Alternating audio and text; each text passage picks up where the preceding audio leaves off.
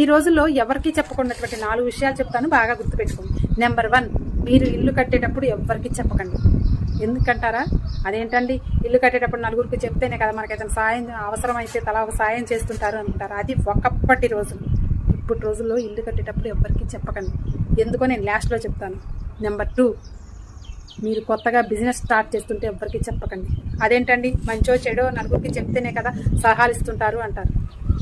అలా కూడా చెప్పకూడదు. నెంబర్ 3, మీ సంపాదన ఎంతో ఎవరికి షేర్ చేయకండి. అదేంటండి, మేము కష్టపడి సంపాదిస్తున్నాం చెప్పుకోవద్దా దర్జాగా అంటారేమో. ఎందుకో నేను లాస్ట్లో చెప్తాను.